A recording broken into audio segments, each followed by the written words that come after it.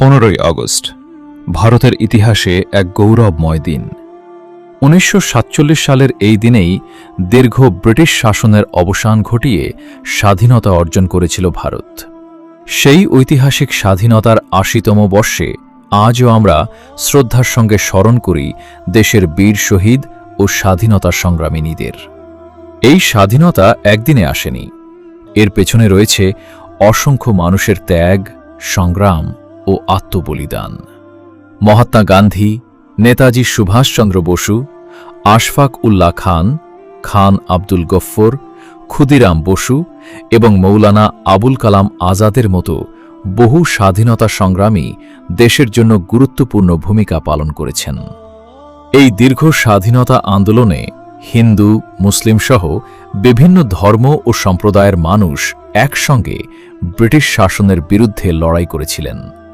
তাঁদের ঐক্য ও আত্মত্যাগই আমাদের স্বাধীনতার ইতিহাসকে আরও গৌরবময় করে তুলেছে। এই বিশেষ 80তম স্বাধীনতা দিবস উপলক্ষে খাগড়া যুব কমিটিও জাতীয় পতাকা উত্তোলন, দেশাত্মবোধক অনুষ্ঠান এবং বিভিন্ন সামাজিক কর্মকাণ্ডের মধ্য দিয়ে দিনটি উদযাপন করছে। স্বাধীনতার প্রকৃত অর্থ শুধু উৎসব নয়, দেশকে ভালোবাসা, মানুষের পাশে দাঁড়ানো এবং সমাজে ঐক্য ও সম্প্রীতির বার্তা ছড়িয়ে দেওয়া।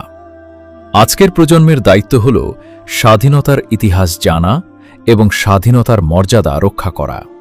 কারণ যে স্বাধীনতা আমরা পেয়েছি তার পেছনে রয়েছে অগণিত মানুষের ত্যাগ ও আত্মবলিদান। আসুন এই 80তম স্বাধীনতা দিবসে আমরা সবাই একসঙ্গে শপথ নিই, দেশের ঐক্য ও সম্প্রীতি বজায় রাখব এবং সুন্দর, শান্তিপূর্ণ ও শক্তিশালী ভারত গড়ে তুলব। খাগড়া যুব কমিটির পক্ষ থেকে সবাইকে জানাই 80তম স্বাধীনতা দিবসের আন্তরিক শুভেচ্ছা। জয় হিন্দ, বন্দে মাতরম।